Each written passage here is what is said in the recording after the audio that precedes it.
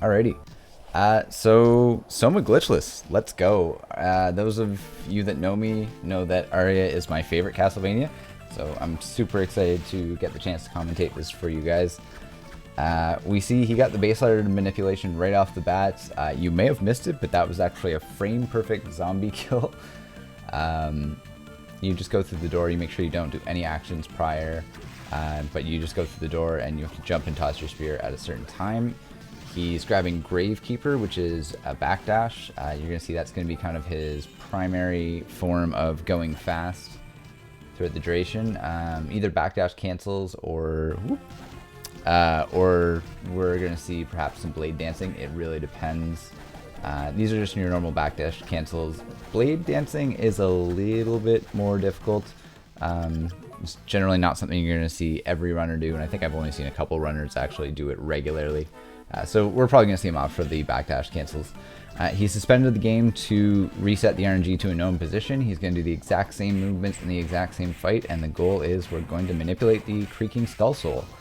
Creaking Skull Soul is a blue soul, which is this support style soul. It's going to be extremely useful in dealing damage, and he got it, so that was excellent. It was a series of spear hits followed by a backdash and a slash. So I'm just going to see...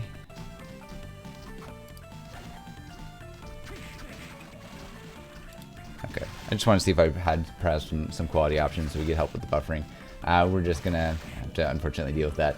An extra viewer soul, he didn't necessarily want that one. So every extra soul that you see Vae get is going to be about 2-second time loss just for the actual soul grab itself. So he's actually hoping to minimize the amount of extra souls that you're going to see. There's a few exceptions to that rule that could be helpful. So the base ladder is great for attacking.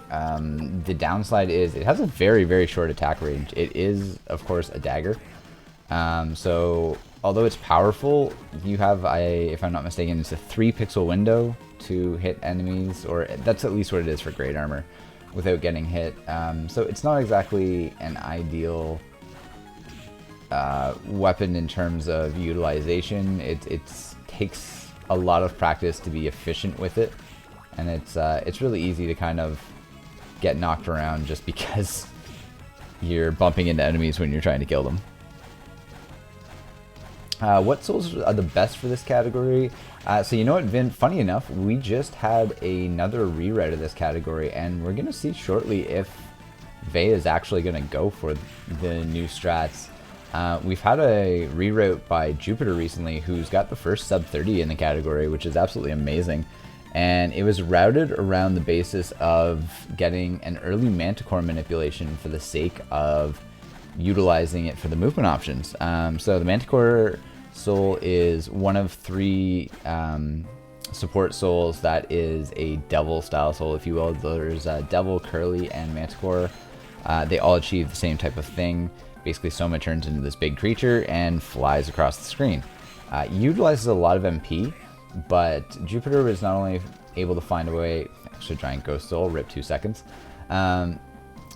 Jupiter was not only able to find a way to use it for movement, but also some utilizations within boss fights as well to maximize damage. So it more justified the idea of the route being valid and really balanced the MP utilization. So it looks like Vae is not going to be going for that, which is fine. Like, it is such a new strat. I do not blame him for not going for this. But it's really cool. It's good to see some life in this category again. We got to see some life in this category because it was part of, I believe it was UD7, Ultimate Decathlon. Was it 7 or was it the one before? I apologize. It might have been UD6. But there was... There's kind of a lot of life that came to it and a lot of new runners that came to it at that point in time. And then we've just actually started to see a little bit of a resurgence of a few new runners. Not 100% sure exactly why, if it was just random that a few people decided to show up all at the same time. But it's good to see. It's always good to have new life in the community and people with alternate ideas.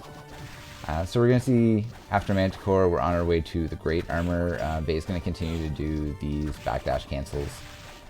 The reason the backdash cancel is faster and you see him jumping out of it is because the backdash itself has a slow cooldown animation at the very end, and you can actually avoid that by jumping out of it. He's opting for a safety save, which is totally reasonable. Great Armor hits hard, and if he steps on you, Soma doesn't really have great iframes. Maybe I should have just said Soma doesn't really have iframes.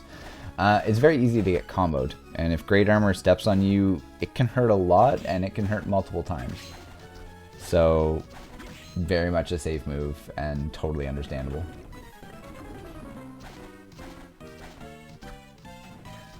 Alright, so he's going to be utilizing the Great Armor. Yeah, you just saw there a couple bumps, and 63 apiece. The window for the dagger to be effective is pretty small. He's going to grab this orb for another heal, which is, again, totally reasonable. And double jump. So, very briefly, the person you saw disappear there was Hammer. The shop is now available. There's some cool stuff you can do in the shop, but we are playing Glitchless, so it's kind of just the shop at that point. Someone can carry 9 items of each type maximum, so like 9 potions, for example. Again, there's an exception to that rule, but Glitchless, so you guys aren't going to see that. 9 is going to be our cap.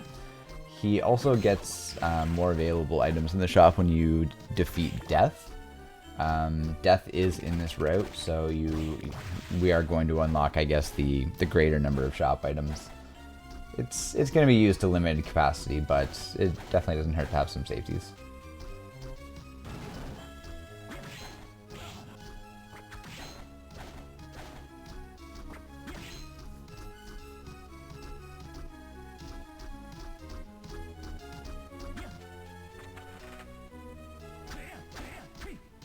Yeah, little bit of a demo. That is what the blade dancing looks like.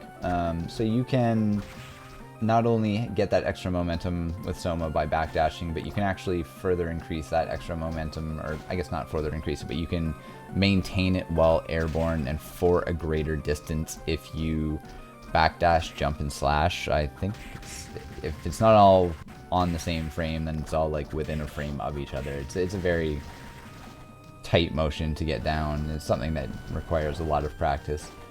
But because someone maintains that speed for a greater distance, it is technically the optimal way to move, even over backdash cancels. Yeah, that jump is extremely mean. If you're going the route where you're not collecting the flying armor, jump's very particular. Again, it's kind of realizing when to turn around, because the second you turn around, you lose that extra speed from the backdash. So it's kind of just playing with that and getting a feel for it. So use the warp, and we're going to head back over this way. We're going to access the floating gardens.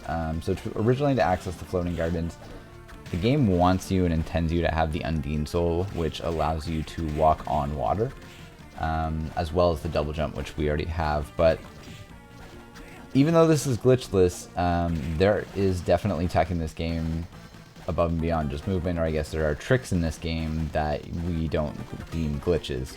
And we're about to see one of them. So you're supposed to have the soul to walk on water. You can actually just make this with a double jump. That is not a glitch. We didn't do anything to impact how the jump functions. You can just literally make that double jump without the intended soul to walk on water. So that is not a glitch. That's just an easy way to access early.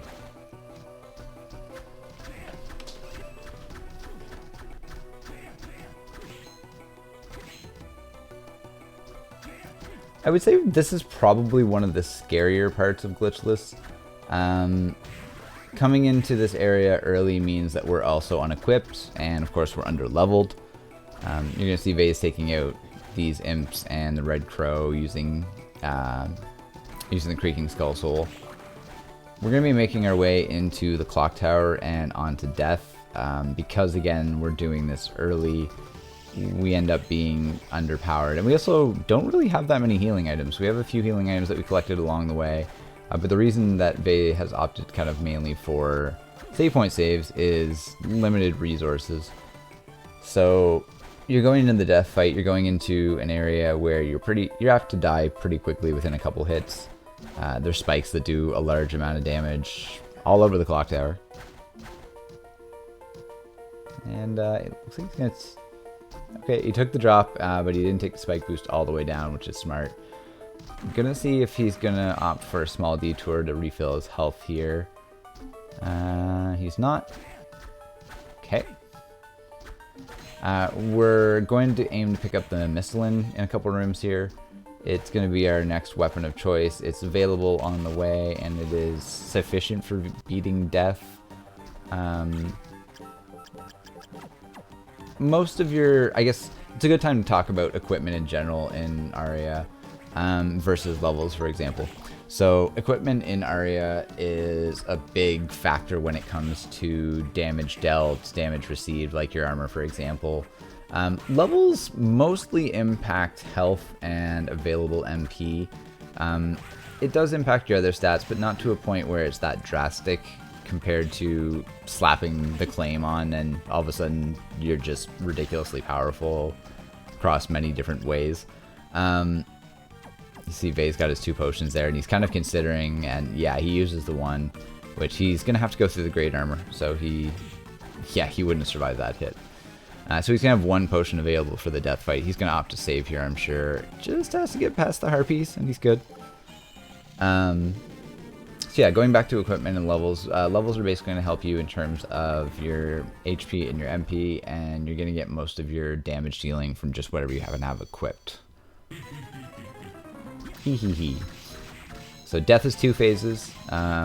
Danger here is getting comboed.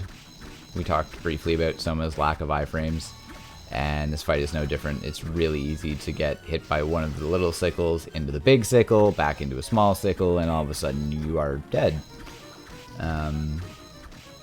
We'll see a greater example later of that when we get to the Chaos fight. Or hopefully you're not going to see an example of that, actually. Let me correct myself right now. So we see Vae is maximizing his usage of the Creaking Skull Soul. He's basically out of MP at this point. Mistlin has a... Mistlin has a pretty flat hitbox. I guess something that we didn't mention, or I didn't mention, is you'll see him jumping when he's attacking. He does this because it's generally the best way to reduce any form of weapon cooldown, and you can attack typically a lot faster with a weapon by jumping. It'll reset your ability to attack again, so that's why you see him hopping. But Mistlin has a very, very thin hitbox, so it's a little bit awkward for this fight. You see lots of scythe tosses from death. Yeah, not having flying armor, he kind of needs to be a little bit more cautious to just jump these manually. This scythe flying out of his hand can kill you. For any casual players that may have experienced that or will experience that, I'm sorry for you. It's going to get the School of Soul, which is going to allow us to walk underwater. So this is basically what we came all this way for. Being able to buy extra stuff from the shop is kind of just a perk in and of itself, but this is why we're here. We need the soul to beat the game. You always need the soul to beat the game in Glitchless. There's no way around that. And now we basically get to backtrack the way that we came. We're going to take a little bit of a different way out using that soul, but we have to exit the way we came. Opting for the crab with the 2k, which is totally fine. Extra healing items, 2k is going to go a long way.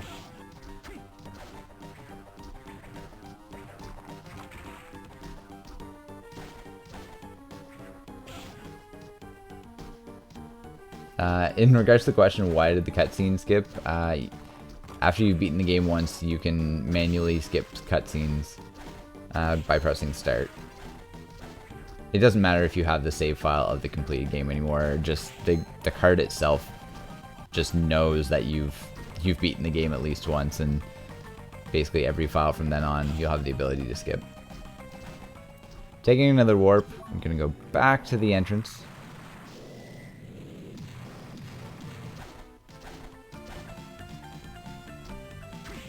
I'm gonna see if he's gonna go for the Mina heal. So we're gonna go visit Hammer for shot purposes, but let's see if he's gonna go the extra distance and he's gonna go for the Mina heal. Selling the extra stuff. This is the part where things look a little bit bare. So if you notice, we sold everything. We bought the War Fatigues. The War Fatigues, in addition to being a little bit better defense-wise than what we just had, actually increase your attack. This is going to be the punchy part of the run. Yeah, taking that Mina heal. Don't blame you. Give her a hug. Feel better. So you may ask, why did Vae sell all of his weapons? And the logic behind that is we are going to pick up another weapon along the way that we're going to use.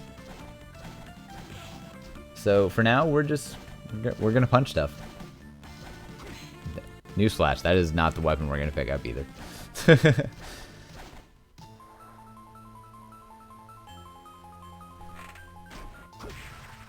So, into the reservoir. This is where the ability to go underwater is going to come into play. Yeah, poor short sword. It gets no love. When things go well, it gets no love. When you miss your base letter minute, then it gets love, or you reset. Depends on where you're at.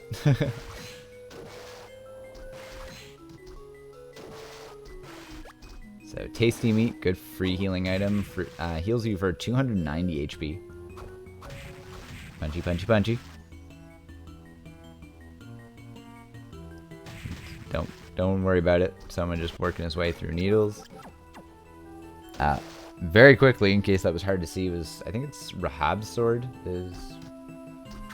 My pronunciation could be terrible. Ice elemental sword, decent range on it, decent damage on it. Has a little bit of a thicker hitbox than the Misthalin did. Not quite as big as something like the Leviathan that has a good arc on it. Taking a safety save, which is totally respectable. This part can be a little bit daunting. So, even though it's glitchless, of course, we saw earlier, he manipulated the Creaking Skull Soul. So it's definitely not no manipulations or anything like that. There's going to be some other things that you're going to see us manipulate along the way here, or in this case, Vae manipulate. Ideally, I guess it's a good time to talk about the good ending and what that kind of looks like. So, most Castlevania games, to even do the run itself, you have to reach the good ending.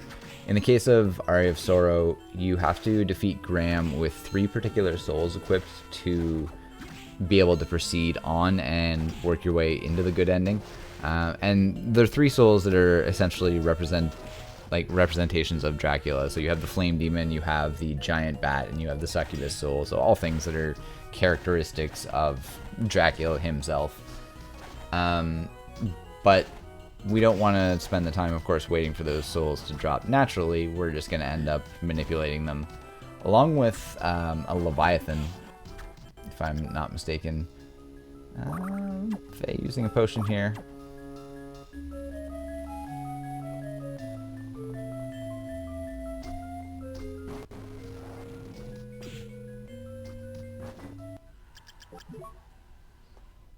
Alright, so again, suspending the game gets us that RNG value that we know is exactly where we need it. Doing a series of actions here, backdashes, destroying the candle, as well as slashes to put the RNG in a place that is friendly. There's the Leviathan. Gonna see if he can double up and get the soul immediately after. Nice. So double manipulation off of the same setup. Just handy that those values happen to be so close. Leviathan is going to carry us, and the Flame Demon Soul, one of the 3 souls required for the good ending. So, pulling double duty from the Flame Demon.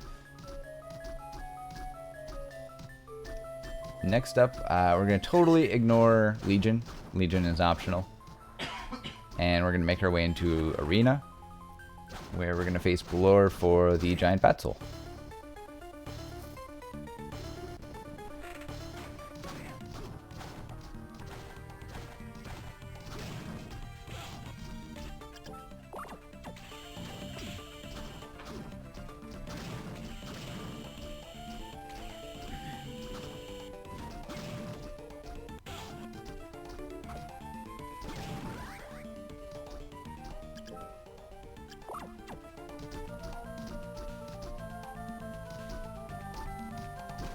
Alright, beam skeletons. A little bit scary. They do quite a bit of damage. Again, lack of iframes. They also give you tons of experience. So if you're looking for a good experienced driver casually, they're pretty decent. The ultimate way to level casually is use the killer mantle soul on red minotaurs. All you casual players go nuts with that one. Alright, ignoring all these extra things, looks like he's going for the loop count manipulation.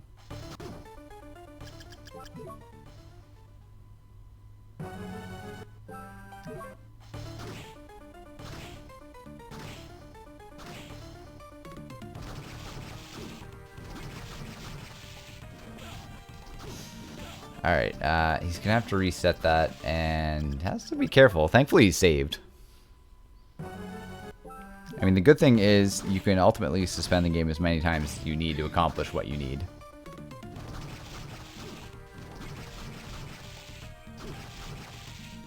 There we go.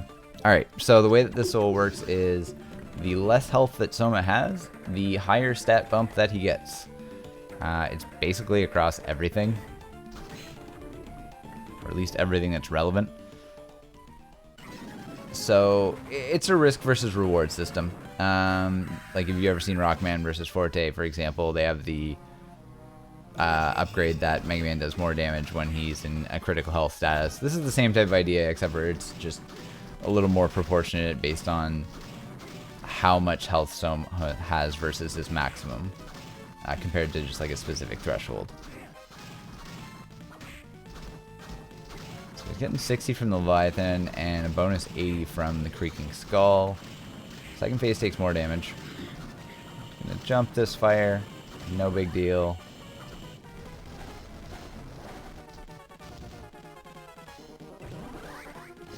Lore Soul, mandatory to get.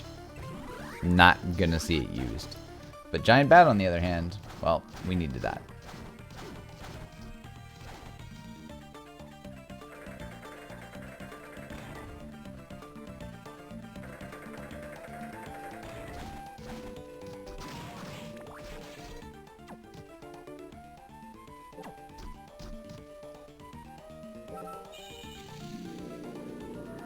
Is he Batman?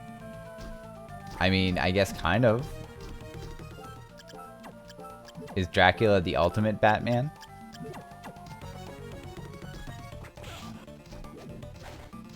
Killer Mantle giving him the business.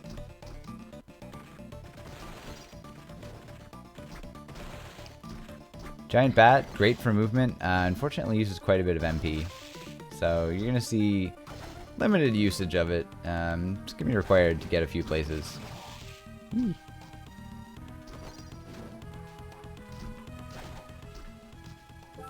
Back to the warp. So this is actually going to take us back to, we're going back to the warp that we used to exit the clock tower. And we're going to go back to the left and essentially go up to the top floor area.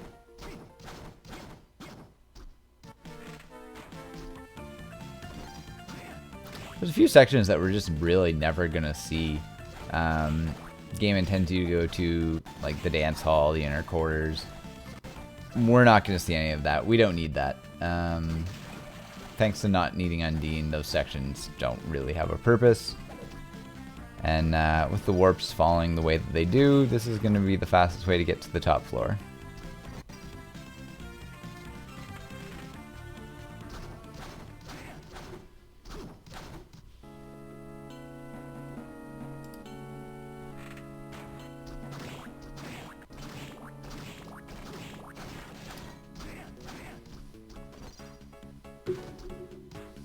Alright, final guards. Do a lot of damage. So you saw Vae opted to take the damage via the gargoyle, just to kind of minimize the impact it had. There's going to be a super potion up here. You're very likely going to see him grab, because it's really not far off the beaten path, and it's a good resource to have. Any free healing we can get is good healing.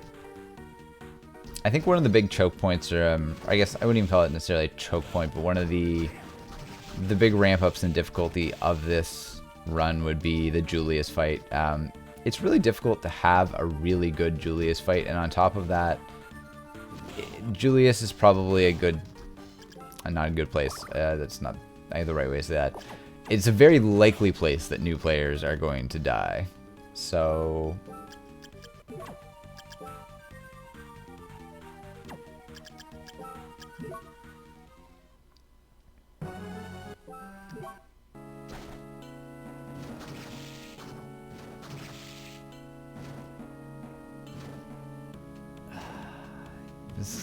there we go. Okay. So he's manipulating the Muramasa.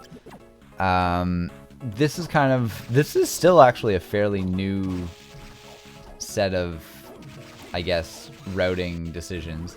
He's going to get the Succubus Soul, and then he's going to attempt to get the Red Minotaur.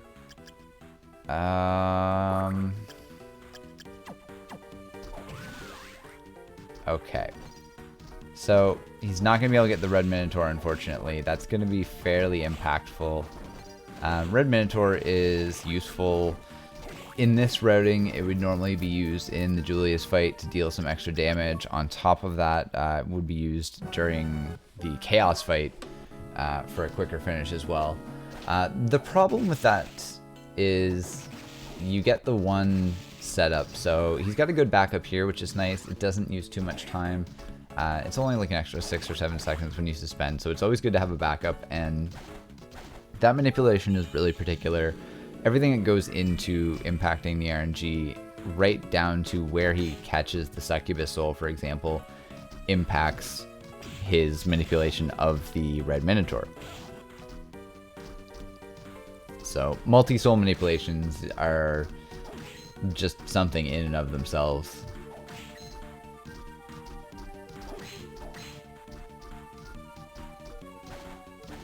Gonna get a free mana prism over here.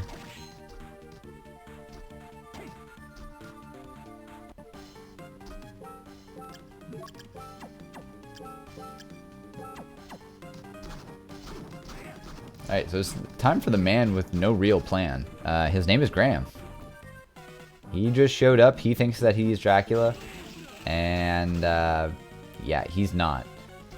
So this is the fight that checks to see whether or not you're going to have the 3 proper souls equipped to achieve the good ending. The caveat here is the only time during this fight, which is 3 phases long, it actually checks to see if you have said souls equipped or the end of the second phase. So we're in the second phase now. And what Vae is likely going to do is he's probably going to throw a Red Minotaur axe out backwards so he can hit him twice probably. And then he's going to pause and equip the appropriate souls to get the good ending. There's your Flame Demon, there's your Succubus Soul. Game checks to make sure you have them equipped. And now he's free to basically go back to whatever combination he prefers.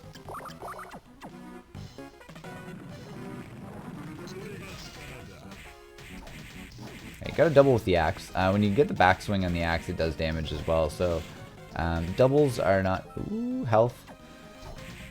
Oh no. That's scary. Oh wow. So doubles aren't that hard to get. It's literally just typically turning around and just hitting the axe button. Oh no. That's unfortunate.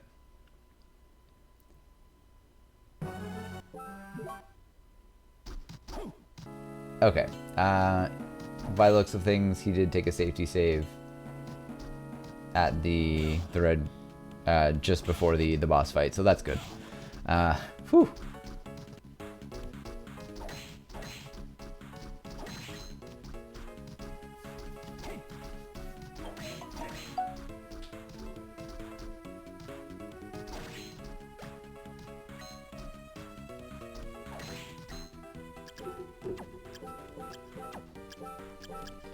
Alright, rinse, repeat, phase 1 and 2 again, let's go.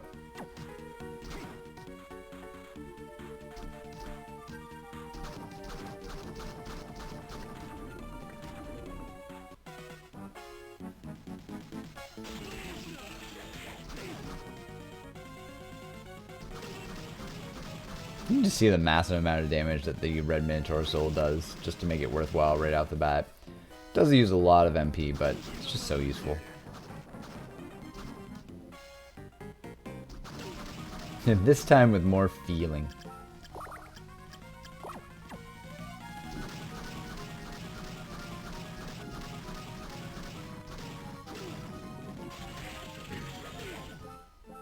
Alright, Flame Demon, Succubus. Phase 2 DED dead. Switch it back.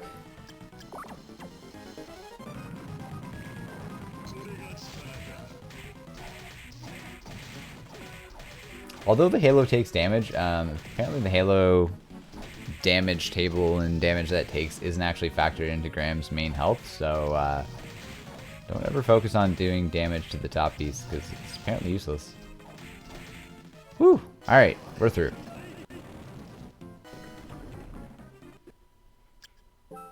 Oh yeah, there are definitely points in the game, like until you reach a certain level, you do not have enough MP to even use the Red Minotaur Soul. I think it's like 140 or 150.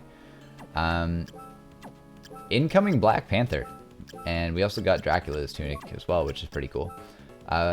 Black Panther is... they opting to use a potion. I could have popped into the save and healed for free, but it doesn't really matter. We're just going to assume he's that confident. So he's using the Black Panther Soul, which allows him to dash. It's a great form of movement, and definitely the fastest form of movement. Whoops! Hippogriff, please. And now we have the ability to jump really high, really fast.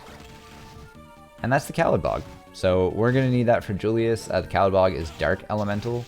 And for some reason, the Belmont you fight is weak against Dark. Which... I don't know. Belmont has spent years fighting darkness. You would think it would be the opposite. Anyways, we're on our way back to the Floating Gardens because that's going to be our access to Julius. Going to make a pit stop over here at Hammer first and buy whatever we can.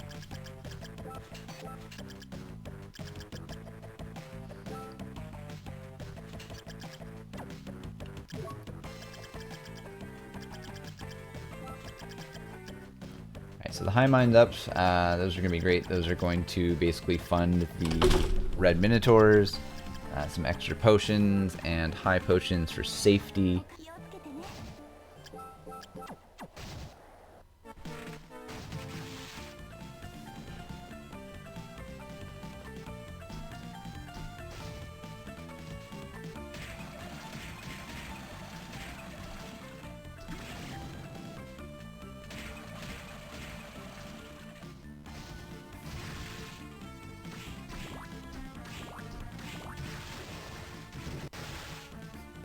Alright, no double jump this time.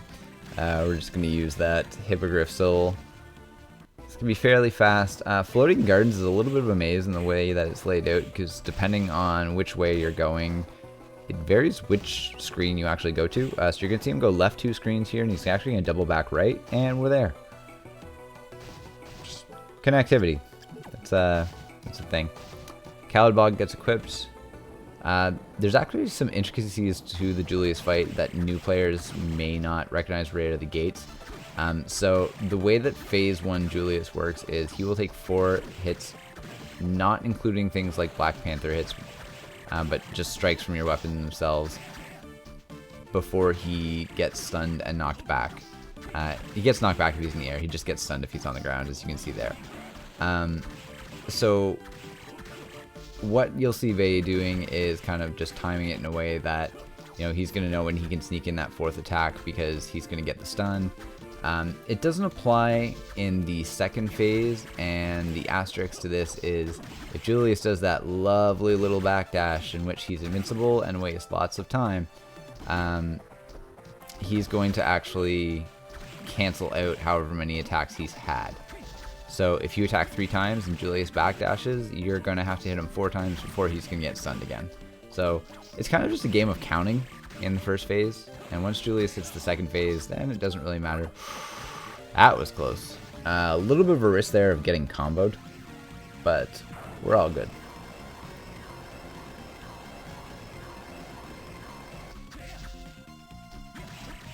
I was going to say you could see the backdash there, but you kind of couldn't see the backdash there.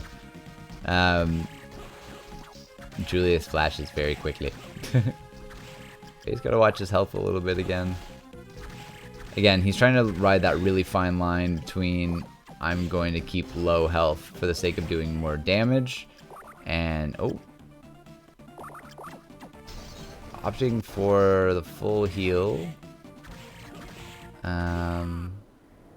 Okay, couple blower punches, but yeah, he was trying to ride that fine line essentially between I'm going to keep low health, but I want to make sure I'm not going to get comboed and die.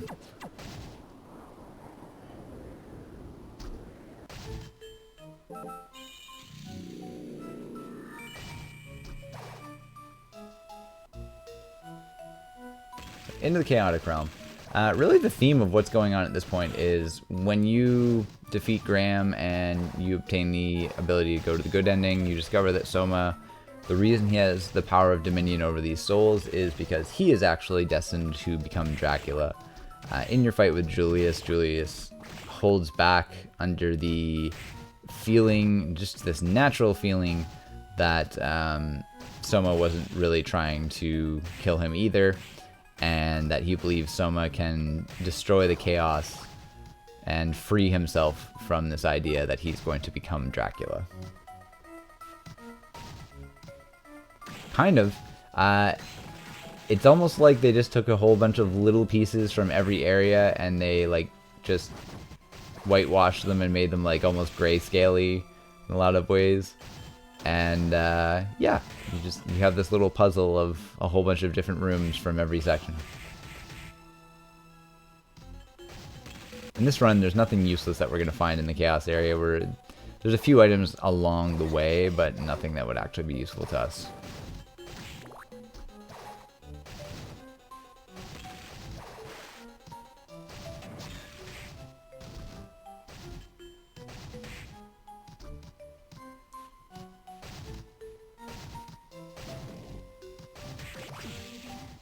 Making his way down past one last Shadow Knight.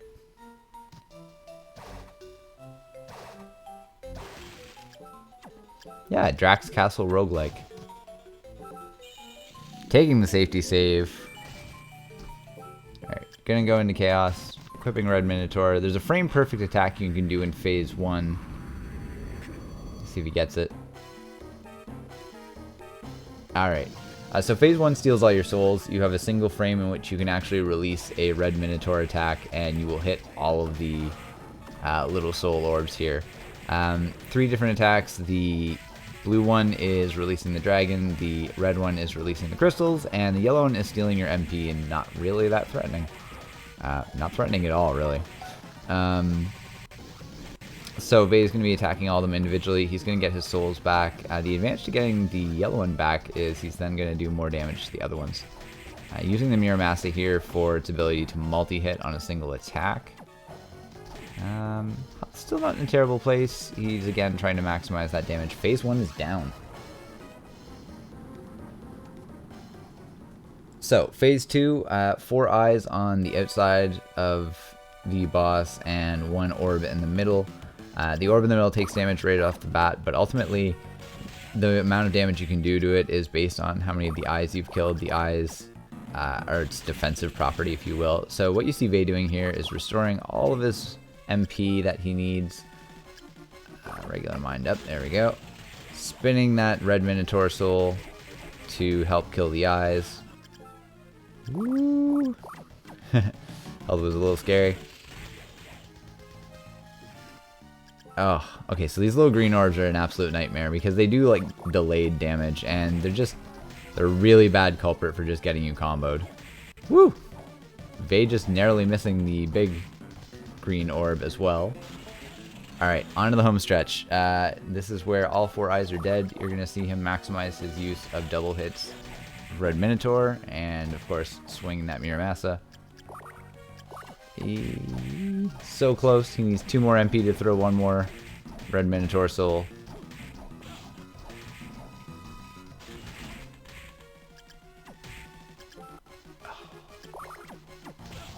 Okay, so he's going to be careful here. Again, he doesn't want to get comboed. Hey, there we go. 40-13.